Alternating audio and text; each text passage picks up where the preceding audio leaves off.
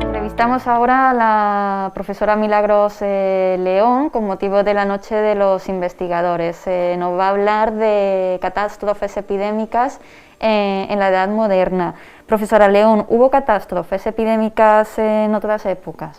Sí, por supuesto, catástrofes epidémicas ha habido a lo largo de la historia. Desde la historia antigua tenemos constatación de incidencia de peste bubónica. Por citar un caso muy conocido, fue la peste de Atenas del 430 a.C.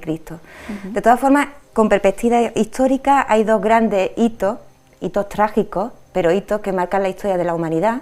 Uno de ellos es la mal llamada gripe española, que eclosionó en la primavera de 1918 y afectó a todo el mundo, llevándose la vida de 40 millones de personas. Y otro hito, mucho antes en el tiempo, a mediados del siglo XIV, entre 1348 y 1361, cuando se produce la peste negra, la muerte negra o la peste bubónica, cuyas consecuencias se dejan notar en Europa durante 300 años. Precisamente la época en la que centro mis investigaciones son esos 300 años, una época de la historia que se conoce como la Edad Moderna, que abarca tres grandes siglos, siglo XVI, XVII y XVIII. Y concretamente yo me centro en el siglo XVII, que historiográficamente se le conoce como el siglo maldito, porque hambre, guerra y peste se dan cita en esa centuria, y concretamente la península ibérica experimentó 4 oleadas de peste bubónica en esa centuria. De ahí mi interés por analizar las consecuencias demográficas, económicas y sociales de ese duro siglo XVII. ¿Y en qué consistió? ¿Qué fue exactamente la peste negra? Cuando hablamos de la peste negra, en términos biológicos, nos estamos refiriendo a una enfermedad de origen animal. Se transmitía a través de los roedores, concretamente de la rata, fundamentalmente de la rata negra, que la rata negra es oriunda del Asia Oriental y que a partir de las rutas comerciales se introdujo rápidamente en la Europa occidental. El vector de contagio realmente no es la rata, sino la pulga parasitaria de la rata, que cuando chupa la sangre al roedor multiplica en su interior la cantidad de bacterias. Es un multiplicador viral, es un potenciador de la enfermedad.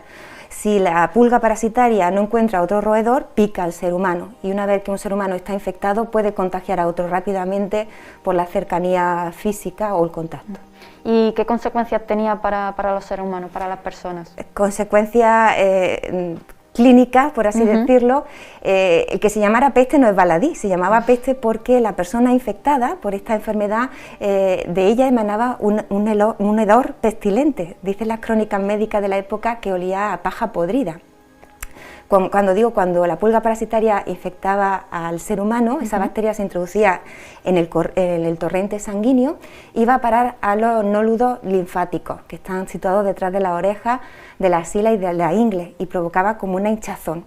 Ahí se concentraban las bacterias.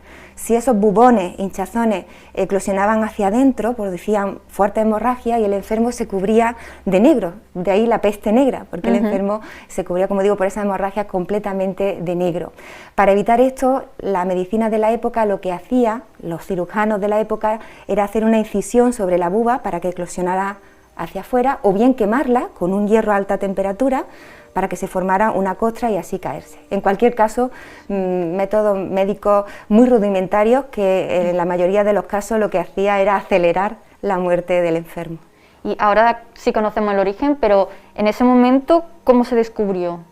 Claro, porque durante la época que yo estudio, la Edad Moderna, siglo XVI, XVII, XVIII, era un enemigo invisible. Cuando tú estabas en un campo de batalla, siempre ve al ejército enemigo y puede hacer una estrategia, pero realmente era invisible, no se sabía cómo se contagiaba, aunque hay que decir que las sociedades de aquella época algo intuían, porque es muy conocida la máscara de la peste del Carnaval de Venecia, que es con forma de pájaro y tenía un sentido, y era lo que utilizaban de forma más rudimentaria los médicos de la época para no inhalar los humos del enfermo, y allí en ese pico que estaba hueco introducían plantas olorosas o gasas impregnadas de aceite para evitar inhalar. Pero como digo, era invisible y fue invisible hasta final del siglo XIX, hasta 1894, cuando un científico franco-suizo descubrió el bacilo que causaba la enfermedad precisamente en la pulga parasitaria de la rata.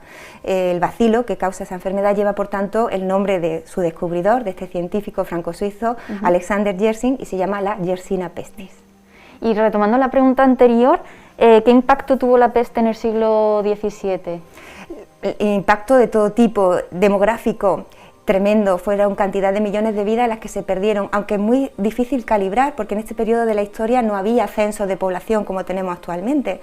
Entonces, si no sabemos el montante total de población, es muy difícil calibrar cuántas vidas se perdieron.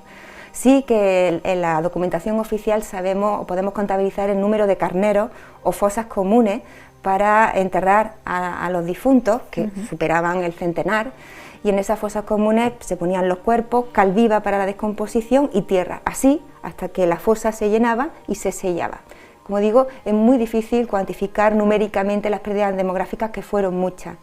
Pérdidas materiales tremendas, porque ahora desinfectamos con geles hidroalcohólicos, con alcohol. Antes el elemento purificador era el fuego.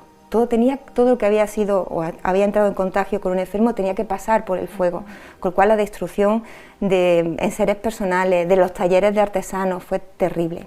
Y desde el punto de vista económico, en unas sociedades que son profundamente agrícolas, pues las pérdidas de mano de obra se notó. Los supervivientes fueron a la ciudad para malvivir de alguna manera y se provocó una gran hambruna, esa desasistencia del campo.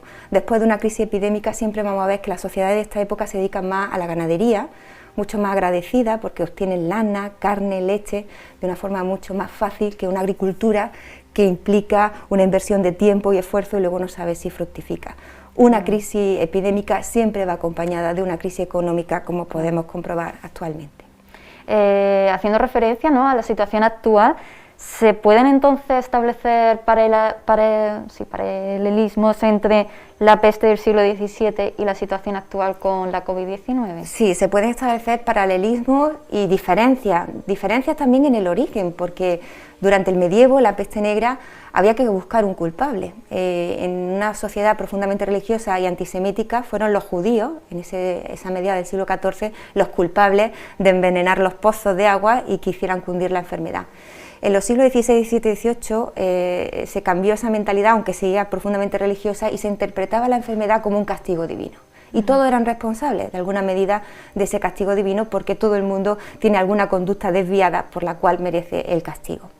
Lógicamente hoy se interpreta en clave política y serían las autoridades las que por ineficacia o por tardanza pues son responsables de que cunda la enfermedad.